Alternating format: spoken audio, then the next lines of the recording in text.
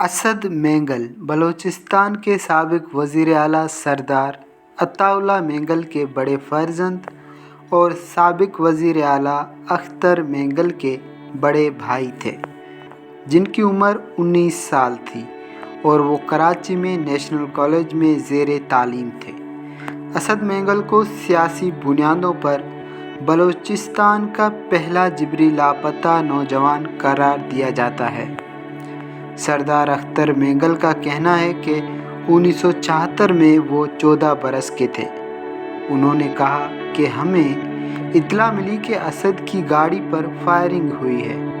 تھوڑی دیر کے بعد پولیس آئی اور ہم سے پوچھنے لگی کہ اسد کہاں ہے۔ اب ہم سمجھ گئے کہ ہمیں بے وقوف بنایا جا رہا ہے۔ جب ہم نے اس جگہ پر جا کر دیکھا تو اسد کی گاڑی کھڑی تھی اور اس پر خون کے دھبے تھے۔ یہ واقعہ رات 8 بجے پیش آیا تھا اور اس ٹائم علاقے سے بجلی بھی چلی گئی تھی۔ اسی دوران 2 گاڑیاں آئیں، ایک نے روڈ بلاک کیا اور دوسری نے فائرنگ کی۔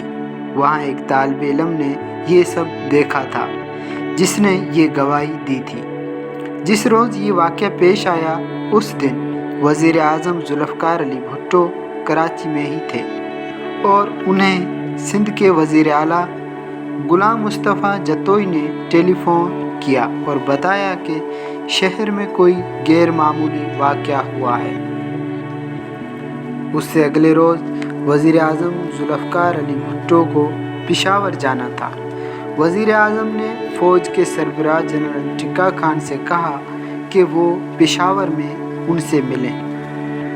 پشاور میں جنرل ٹکا خان نے دوسرے روز ان سے ملاقات کی اور وزیر اعظم کو بتایا کہ بلوچستان میں موجود کمان کا کہنا ہے کہ اگر اسد اللہ مینگل اور ان کے ساتھی کو تحقیقات کے لیے گرفتار کیا جائے تو فوج کو مطلوبہ اطلاعات مل جائیں گی، جن کی بنیاد پر جھالامہ اور شیت ساراوا میں ہونے والی شرانگیزی کو یقینی طور پر ختم کیا جا سکتا ہے۔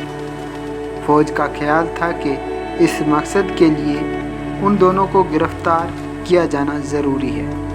جنرل ٹکا خان نے وزیر اعظم کو بتایا کہ فوج کو ان کی کراچی کے قیام کے بارے میں علم تھا۔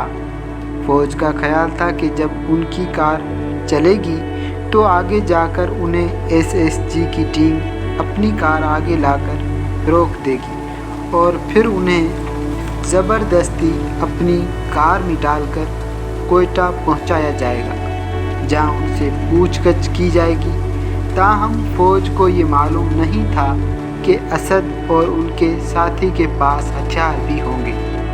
جب SSG کی گاڑی نے انہیں روکنے کی کوشش کی تو انہوں نے فائرنگ شروع کر دی۔ اس کے جواب میں SSG ٹیم نے بھی گولی چلائی، جس کے نتیجے میں وہ شدید زخمی ہوئے۔ کچھ دیر میں ان میں سے ایک موقع پر اور دوسرا ٹھٹھہ کی طرف جاتے ہوئے راستے میں ہلاک ہو گیا۔ افواہیں اور حقیقت کے مطابق وزیر اعظم ذوالفقار علی بھٹو کو سینئر افسران کا مشورہ تھا کہ حکومت اسد اور ان کے دوست احمد شاہ گرد کے بارے میں لا علمی کا اظہار کرے اور کہے کہ ہو سکتا ہے کہ وہ افغانستان بھاگ گئے ہوں اور وہاں پکڑے گئے ہوں۔ وزیر اعظم ذوالفقار علی بھٹو نے جواب دیا کہ یہ معاملہ اتنا سادہ نہیں ہے اور یہ عین ممکن ہے کہ یہ واقعہ پورا یا ادھورا دیکھا گیا ہو۔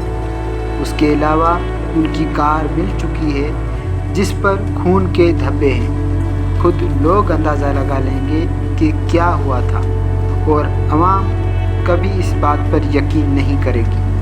راولپنڈی میں وزیر اعظم سے فوج کے نامزد آرمی چیف جنرل ضیاء الحق نے ملاقات کی اور معاملہ دبانے کا مشورہ دیا اور کہا کہ اگر یہ واقعہ عام ہو گیا تو بلوچستان میں فوجی کارروائی کا عمل رک جائے گا۔